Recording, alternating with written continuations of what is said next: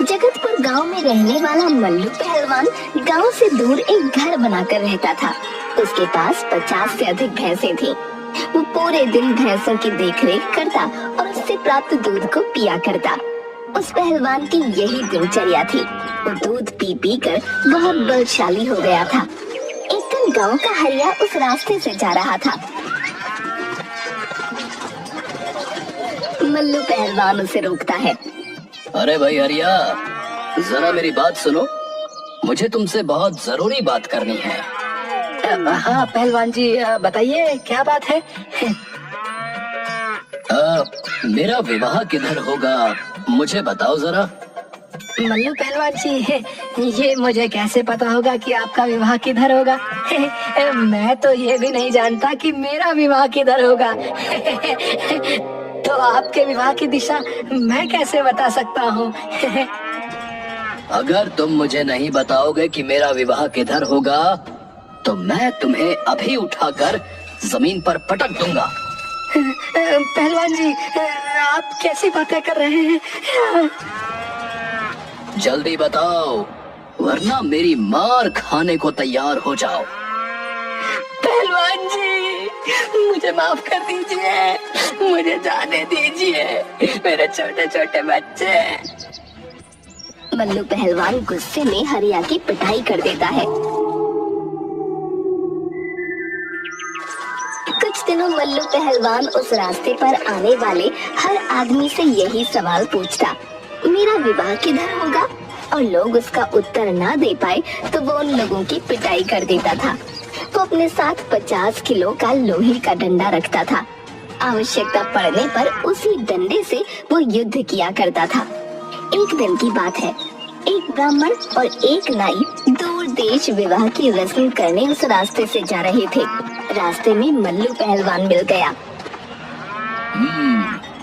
मेरा विवाह किधर होगा। तुम्हारा विवाह, बताता हूँ, तुम्हारा विवाह वो उधर होगा है। तुम दोनों ने मुझे बहुत खुश किया है। मैं तुम दोनों को अपनी ये 50 भैंसें इनाम में देता हूँ। अब ये मेरे किसी काम की नहीं है। आपका बहुत बहुत धन्यवाद पहलवान जी। ये सब तुम लेते जाओ। अब ये सब मेरे किस काम के। अब मैं चला अपने ससुराल खातिरदारी करवाने। मल्लू पहलवान उस ताड़ के पेड़ को लक्ष्य बनाकर वहाँ पहुँच गया। वहाँ एक झोपड़ी थी, उसके अंदर विमला और एक बच्चा था।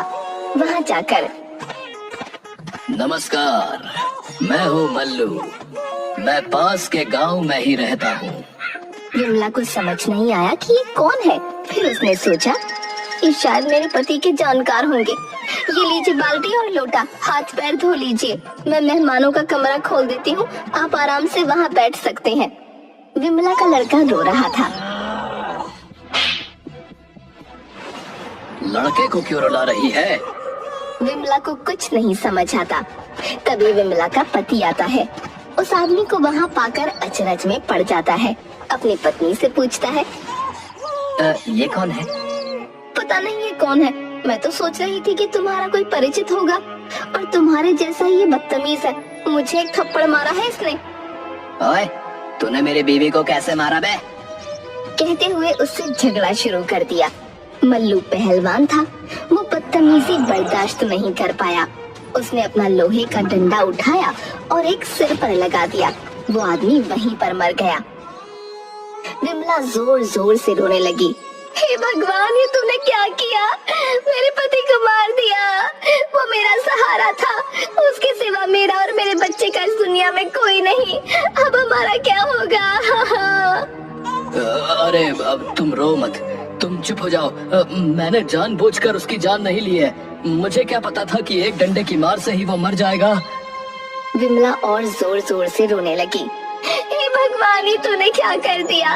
अब हमारा क्या होगा। विमला के रोने की आवाज सुनकर धीरे धीरे वहाँ काफी लोग जमा हो जाते हैं और सब आपस में बातें करने लगते हैं।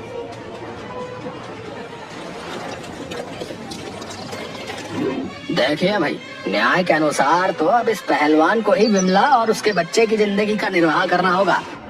लेकिन इस पहलवान से ये कहेगा कौन? ये तो सीधा डंडा उठाएगा और जान ही ले लेगा। ये लोग बात तो सही कह रहे हैं। ये बेचारी विमला इतने छोटे से बच्चे को लेकर कैसे अपना जीवन व्यतीत करेगी, कहाँ जाएगी? मुझे इसकी और इसके बच्चे के जीवन निर्वाह की जिम्मेदारी ले लेनी चाहिए। तुम रो मत, ये सब मेरी वजह से हुआ है, इसलिए आज से मैं तुम्हारे और तुम्हारे बच्चे के जीवन निर्वाह की जिम्मेदारी लेता हूँ। मल्लू पहलवान विमला के घर में रहने लगता है। 6-7 दिन बीत जाते हैं और घर में जमा राशन पानी खत्म होने लगता है। कुछ कमाई करोगे या ऐसे ही भूखे मरेंगे? बिना कमाई के जीवन कैसे चलेगा? मल्लू पहलवान भैंसों का दूध पीने के अलावा कुछ काम नहीं जानता था। उसने विमला से पूछा, कमाई वो क्या होती है, बताओ। हे भगवान, तुम कैसे आदमी हो? शरीर से तो इतने तगड़े दिखते हो और दिमाग सरसों जितना भी नहीं है। तुम आज तक जिंदा कैसे हो? करते क्या थे? वो तो छोड़ो, खाते क्या थे तुम? मैं तो भैंस का दूध पीता था। भैंस? कहाँ है भैंसे? और किसकी भैंसों के बारे में बात कर रहे हो? मेरे पास 50 से अधिक भैंस थी। मैं उनका दूध निकालता था और वही पी लेता था। अब कहाँ है तुम्हारी भैंसे? उन्हें ले आओ, हम उनका दूध निकालकर गांव में बेच देंगे, अच्छे पैसे मिलेंगे। वो तो अब मेरे पास नहीं है। विमला आश्चर्य से उसकी ओर देखते हुए, फिर कहाँ गए? वो तो मैंने दान में दे दी। तुमसे मैंने जो पूछा है वो तो तुम जवाब नहीं दे रही और उल्टा मुझसे ही सवाल पूछ रही हो। बताओ, कमाई क्या होती है? राजमहल में जाकर राजा से कुछ खेती के लिए जमीन मांग लो, जिस पर खेती करके अपना अनाज उपजाया करेंगे। पहलवान अपना डंडा हाथ में लेकर राजमहल की तरफ चल पड़ा।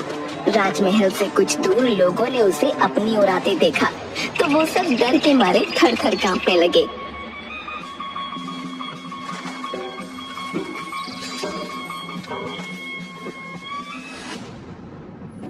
मंत्री जी, उस पहलवान के राजमहल आने से पहले ही उसके पास पहुंच जाइए और उससे यहाँ आने का कारण पूछ लीजिए, वरना क्या पता वो यहाँ आया तो एक आध को मार डालेगा। तुरंत उसके पास जाकर उसके आने का कारण पूछ लीजिए।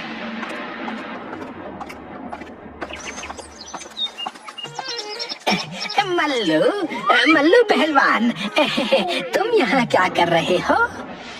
मैं महाराज से मिलने जा रहा हूँ।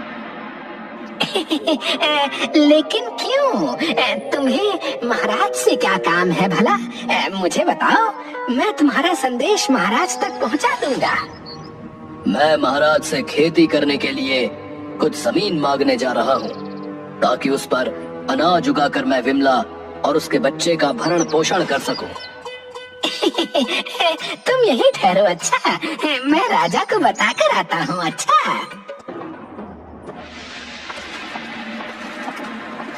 मंत्री राजा के पास आता है और उसके आने का कारण बताता है। वो जितनी जमीन और जहाँ मांग रहा है उसे वहाँ दे दो। मंत्री तुरंत मल्लू पहलवान के पास जाता है और चालाकी से उसे शमशान घाट के पास पड़ी बंजर जमीन दे देता है। मल्लू पहलवान और विमला महाराज द्वारा दी गई जमीन पर जुताई करने के लिए जाते हैं।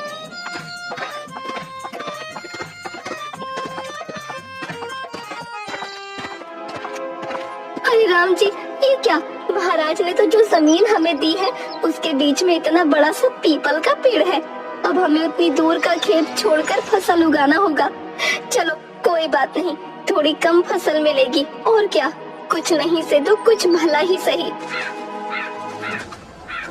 ये खेत में आ रहा पीपल का पेड़ जिसके कारण हमारी फसल कम हो जाएगी, इसे अपने खेत से हटा देता हूँ। उसने पीपल के पेड़ पर लोहे का एक डंडा मारा जिसमें से 150 भूत नीचे उतरे।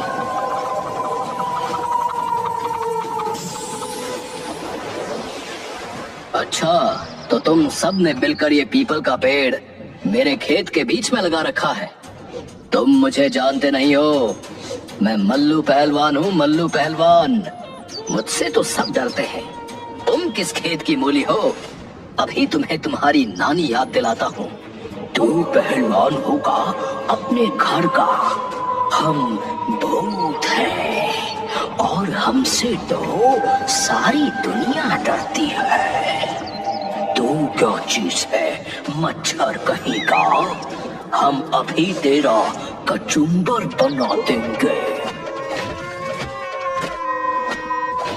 थोड़ी ही देर में भूतों की सारी गलतफहमी दूर हो जाती है। किसी का हाथ टूटा, किसी का सर फूटा, किसी का पैर टूटा।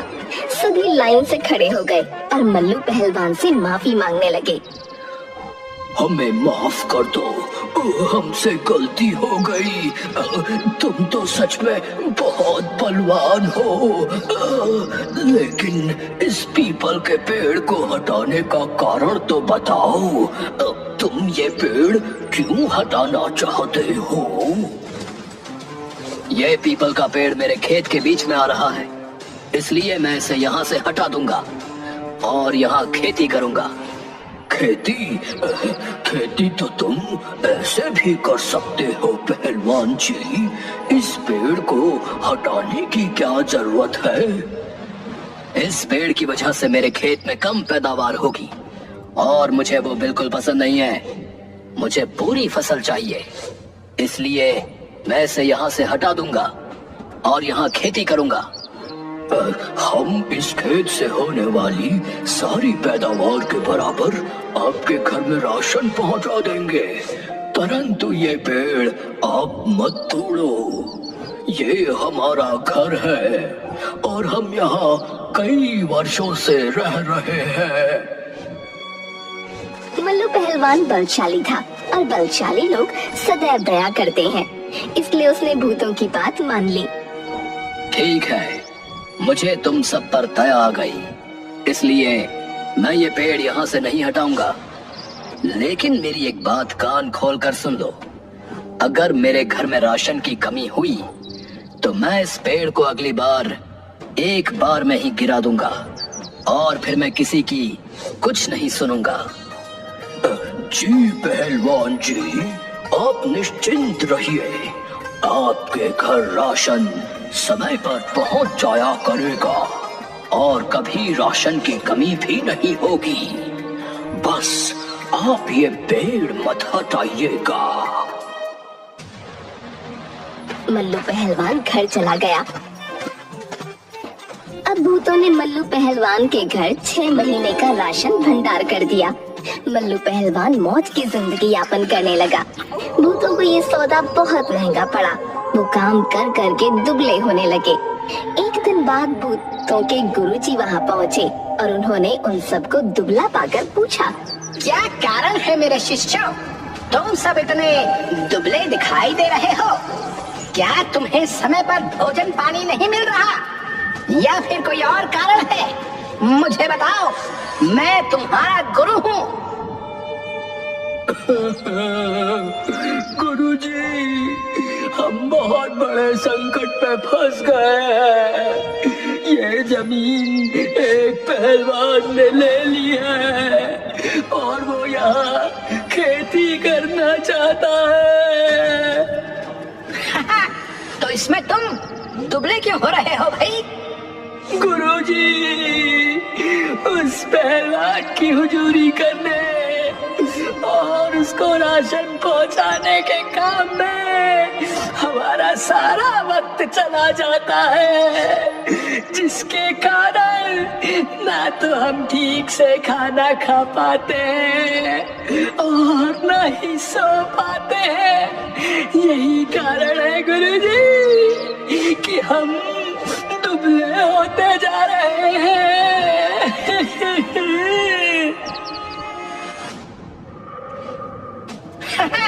अच्छा, उस पहलवान की इतनी हिम्मत कि उसने मेरे शिष्यों को परेशान किया। तुम सब रो मत, अब तुम्हारी तकलीफ का अंत होगा। उस पहलवान ने मेरे शिष्यों को जितना परेशान किया है, इसका बदला तो मैं उससे लूंगा। भूतों के गुरुजी बिल्ली का भेष बनाकर पहलवान के घर जा पहुँचे। दूसरी तरफ मल्लू पहलवान के घर रोज बिल्ली दूध पी जाती थी। आज बिल्ली को सबक सिखाने के लिए मल्लू पहलवान डंडा लेकर दरवाजे के पीछे खड़ा था। बाहर से बिल्ली के भेष में आए भूतों के गुरुजी ने उस पहलवान को दरवाजे के पीछे छिपा देख लिया था और दांव लगा रखा था कि कब उसकी आंख से ओझल होकर उस पर वार किया जाए। मल्लू पहलवान ने भी दांव लगा रखा था। बस एक बार ये बिल्ली घर के अंदर प्रवेश कर जाए, मैं अपने घर के दूध का सारा हिसाब एक ही दिन में पूरा कर लूंगा। काफी समय हो गया, बिल्ली अंदर नहीं आई। बिल्ली अंदर आ नहीं रही थी। मल्लू पहलवान धीरे धीरे पीछे हटता गया और चूल्हे के पास पहुंचकर छुप गया। जैसे ही बिल्ली अंदर आई और उसने मल्लू पहलवान पर वार करने का प्रयास किया, पहले से ही सतर्क मल्लू पहलवान ने एक डंडा बिल्ली की कमर पर लगा दिया। अब भूतों के गुरुजी के पसीने छूट गए, सभी हड्डियां टूट गईं। गुरुजी ने अपने भूत रूप में आकर, अरे अम्मा, अरे पापा, मेरी तो कमर तोड़ दी, मैं तो मर गया। मुझे माफ कर दो पहलवान जी, मुझसे गलती हो गई, मुझे माफ कर दो। तुम कौन हो और यहाँ बिल्ली के रूप में क्या कर रहे थे? आपके खेत में जो पीपल का पेड़ है, उस पर रहने वाले भूतों का मैं गुरु हूँ और मैं गलती से यहाँ आपसे बदला लेने आ गया था। मुझे माफ कर दीजिए, मुझे जाने दीजिए। इतनी आसानी से कैसे जाने दूंगा तुझे? तू तो मुझसे बदला लेने आया था ना। रुक जा तू। नहीं नहीं पहलवान जी, मैं हाथ जोड़ता हूँ, मुझे यहाँ से जाने दीजिए। अब जिंदगी में कभी ऐसी गलती नहीं करूँगा। आप बस मुझे छोड़ दीजिए। इसके बदले मैं आपको जो चाहिए वो दे दूंगा। इसके बदले में आपको जो चाहिए वो ले लीजिए, बस मुझे जाने दीजिए यहाँ से। ठीक है, मैं तुम्हें छोड़ देता हूँ, लेकिन तुम्हें यहाँ आने की सजा मिलेगी। कहिए पहलवान जी, क्या सजा है? मैं हर सजा स्वीकार करता हूँ। जितना राशन मेरे घर आता था ना, अब उससे दुगना राशन मेरे घर आएगा, समझे? तभी मैं तुझे यहाँ से जाने दूंगा। जी पहलवान जी, मैं स्वीकार करता हूँ। आपके घर जितना राशन आता था, अब उससे दुगना राशन आपके घर आया करेगा। तो बस मुझे छोड़ दीजिए।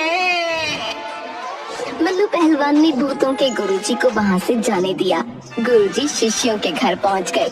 गुरुजी की हालत देखकर शिष्य समझ गए, फिर भी उन्होंने पूछा, क्या हुआ गुरुजी? आपकी ये हालत कैसे हो गई? कमीना, कुत्तों, तुम सबने मुझे पहले क्यों नहीं बताया कि वो इतना ताकतवर है? कौन से जन्म का बदला लिया तुमने मुझसे? गुरुजी, हम तो आपको रोकना चाहते थे, लेकिन आप हमारी कोई बात सुने बिना ही उस पहलवान से बदला लेने निकल पड़े गुरुजी। वो तो मेरी जान ही लेने वाला था, उसने बड़ी मुश्किल से मुझे छोड़ा है। उसने इतनी आसानी से आपको कैसे छोड़ दिया गुरुजी? आसानी से उसने एक शर्त रखी है और उस शर्त के बदले उसने मुझे छोड़ा है। कैसी शर्त गुरुजी? उसके घर पहले जितना राशन आता था, अब उससे दुगना राशन पहुंचाना होगा, वरना वो तुम सबके साथ साथ मुझे भी खत्म कर देगा। दुगना राशन? पहले जितना राशन जाता था, उसमें ही हम सबकी ये हालत हो गई। अब दुगना राशन पहुंचाने में हमारा क्या होगा? मारो! सारे भूत रोते हुए गुरुजी को मारने दौड़ते हैं और गुरुजी किसी तरह अपनी जान बचाकर वहाँ से भाग निकलते हैं। बेचारे भूतों को अब मल्लू पहलवान को पहले से राशन दुगना पहुँचाना होगा। एक तो पहले ही भूत दुबले थे, अब ये आफत।